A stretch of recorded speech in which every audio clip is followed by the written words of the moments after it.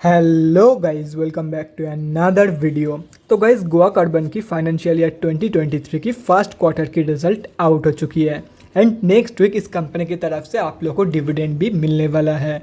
तो गाइस, इस वीडियो में हम लोग यही देखेंगे कि कंपनी ने जून क्वार्टर में कैसी परफॉर्म की है, क्या क्या पॉइंट्स इंप्रूव हुई है एंड कहाँ कहाँ पे कंपनी ने डिटोरिएट की है, और कंपनी के फंडामेंटल्स भी चेक करेंगे और देखेंगे कि क्या ये कंपनी पैसा लगाने लायक है या नहीं।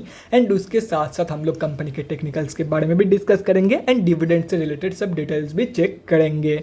तो गाइस, बिना टाइम वेस्ट के कंपनी की फंडामेंटल एनालिसिस करते हुए वीडियो की शुरुआत करते हैं। तो गाइज, अगर इस कंपनी के बिजनेस के बारे में डिस्कस करें तो ये कंपनी कैल्साइंट पेट्रोलियम कोक मैन्युफैक्चर करती है एंड ये काम ये कंपनी 1967 से करती आ रही है। मतलब इस फील्ड की ये एक बहुत ही पुरानी कंपनी है। कंपनी बहुत BSE एंड NSE में लिस्टेड है। 424 करोड़ की है कंपनी की मार्केट कैप, 8.13 की पी है, 24.8% है कंपनी की ROC एंड 39.6% है कंपनी की return on equity. Last 6 months की रिटर्न अप्रॉक्सीमेटली 20% के आसपास है एंड लास्ट 3 साल की जो सेल्स ग्रोथ है वो 18.4% के आसपास निकल के आ रही है, जो कि 3 साल के कंपेरिजन में बहुत ही ज़बरदस्त है। बुक वैल्यू से काफ़ी हाई में ट्रेड कर रही है। डिविडेंड यील्ड 2.16% है एंड फेस वैल्यू 10 रुपये की है। अभी अगर कंपनी की जून क्वार्टरली की रिजल्ट के बारे में डिस्कस करें तो गाइस, जून 2022 के क्वार्टरली रिजल्ट आप लोगों के सामने है एंड यहाँ पे जितने भी सारे फिगर्स दिए हुए हैं वो सब लैक्स में है, लेकिन डोंट वरी, मैं क्रोर्स में कन्वर्ट करने के बाद ही आप लोगों को हर एक फिगर्स बताऊंगा ताकि आप लोगों को समझने में आसानी हो।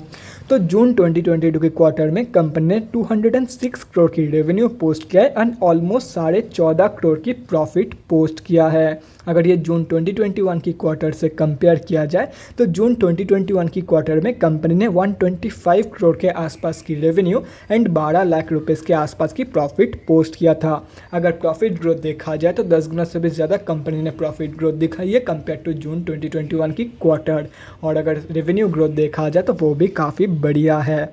और अगर लास्ट क्वार्टर मतलब मार्च 2022 की क्वार्टर से कंपेयर किया जाए तो मार्च 2022 की कंपैरिजन में कंपनी ने बेकार परफॉर्मेंस दिया है इन जून 2022 की क्वार्टर, चाहे वो रेवेन्यू में हो या तो फिर प्रॉफिट में। यहाँ पे आप लोग देख सकते हो दोनों ही काफ़ी कम निकल के आई है इन जून 2022 की क्वार्टर कंपेयर टू मार्च 2022।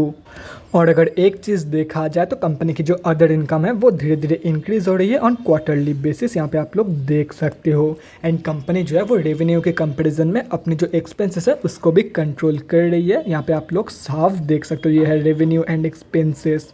मतलब धीरे धीरे कंपनी जो अपने एक्सपेंसेस है वो भी कंट्रोल करने की कोशिश कर रही है एंड कंपनी कुछ हद तक इसमें सफल भी हो रही है। तो गाइस, अभी अगर कंपनी की बैलेंस शीट की हेल्थ के बारे में डिस्कस करें तो गाइज, फाइनेंशियल ईयर 2022 में कंपनी ने रिजर्व के साथ साथ डेट भी इंक्रीज करी है, लेकिन अगर देखा जाए तो रिजर्व के कंपैरिजन में बहुत ही ज़्यादा डेट इंक्रीज हुई है इन FY 2022। मतलब बैलेंस शीट की जो हेल्थ है वो डिटोरिएट हुई है। एंड अगर देखा जाए तो फाइनेंशियल ईयर 2021 में कंपनी के पास टोटली कंट्रोल्ड डेट थी। मतलब रिजर्व के कंपेरिजन में काफ़ी कम डेट थी कंपनी के पास टिल FY 2021, लेकिन FY 2022 में ये पूरा उल्टा हो गया है। रिजर्व से 2 गुना से भी ज़्यादा डेट मौजूद है कंपनी के पास। मतलब अभी जो डेट है कंपनी के पास वो एंटायरली अनकंट्रोल्ड डेट है एंड ओवरऑल जो बैलेंस शीट की हेल्थ है वो भी बेकार हो चुकी है इन FY 2022।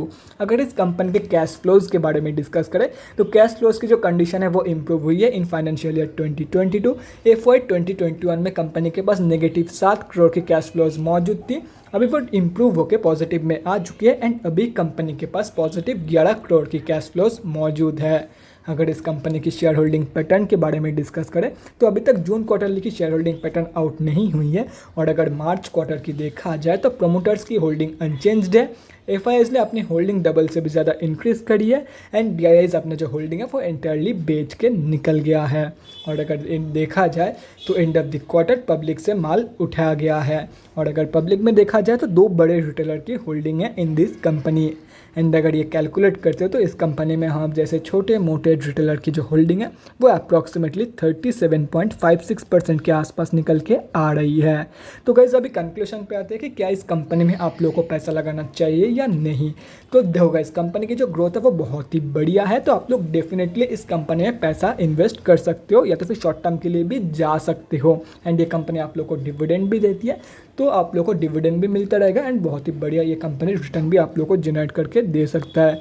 कब बाई करना है उसके बारे में हम लोग टेक्निकल एनालिसिस करते टाइम बात करेंगे, लेकिन उससे पहले डिविडेंड से रिलेटेड डिटेल्स चेक कर लेते हैं। तो गाइज आप लोगों को पर शेयर 10 रुपये का डिविडेंड मिलने वाला है एंड ये है फाइनेंशियल ईयर 2022 का final dividend and ex dividend date है 20 जुलाई।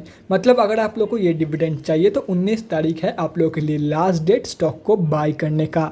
एंड सिर्फ और सिर्फ डिविडेंड के लालच में आके स्टॉक को बाय मत करो। अगर शॉर्ट टर्म या तो फिर लॉन्ग टर्म का कोई प्लान बन रहा है तो ही 19 तारीख से पहले स्टॉक को उठा लो, आप लोग को ये वाला डिविडेंड मिल जाएगा। तो गाइस अभी हम लोग कंपनी के टेक्निकल्स के बारे में डिस्कस करते हैं, देखते हैं कि कहाँ पे आप लोग को बाय करना चाहिए इस शेयर को एंड उसके साथ साथ स्विंग ट्रेडिंग के लेवल्स के बारे में भी डिस्कस करते हैं। तो गाइस यहाँ पे हम लोग आ चुके हैं एनएससी के डेली चार्ट पे। सबसे पहले उन लोगों के बारे में डिस्कस करते हैं जो लोग इस कंपनी में short term and long term के लिए इन्वेस्टमेंट प्लानिंग कर रहे हैं। तो देखो गाइस, अगर आप लोग को ये 10 रुपये का डिविडेंड चाहिए तो आप लोग के पास ज़्यादा ऑप्शन नहीं है, आप लोग को करंट मार्केट प्राइस के आसपास ही एंट्री प्लानिंग करनी है। लेकिन अगर आप लोग एकदम आराम से नीचे की प्राइस पॉइंट पे एंट्री करना चाहते हो तो देखो यहाँ पे आप लोगों को साफ दिख रहा है कि कंपनी ऊपर के लेवल से जो 475 रुपये की रेजिस्टेंस है यहाँ से हाई वीक रिजेक्शन फेस कर रही है। तो हो सकता है कंपनी ऐसे रिजेक्शन फेस करने के बाद 340 रुपये तक की फॉल, जो कि इसकी नेक्स्ट सपोर्ट जोन है, यहाँ तक की फॉल शो कर दे। एंड अगर आप लोग को ये कंपनी 340 रुपये के लेवल पर मिल जाती तो आप लोग एक बहुत ही बढ़िया एंट्री प्लान कर सकते हो, चाहे वो शॉर्ट टर्म के लिए हो या तो फिर लॉन्ग टर्म के लिए। तो गाइस ये तो हो गया जो लोग short term and long term के लिए एंट्री प्लानिंग कर रहे हैं उन लोगों को क्या करना है। अभी डिस्कस करते हैं कि स्विंग ट्रेड कैसे प्लान करना है इस कंपनी में, वो भी बहुत ही ज़्यादा सिंपल है। तो देखो guys, simply wait for the confirmation. यहाँ पे अभी दो चीज़ हो सकता है कि कंपनी ये जो 475 रुपये की लेवल है इसके ऊपर क्लोजिंग कर दे। अगर कंपनी 475 रुपये की ये जो रेजिस्टेंस है इसको तोड़ के ऊपर चली जाती है तो कंपनी ने ये जो रेजिस्टेंस है इसको सक्सेसफुली क्रॉस किया है, इसके कंफर्मेशन के बाद आप लोग बाइंग प्लान कर सकते हो। फर्स्ट टारगेट होगा 617 रुपीज़ का, जैसे कि यहाँ पे आप लोग देख सकते हो।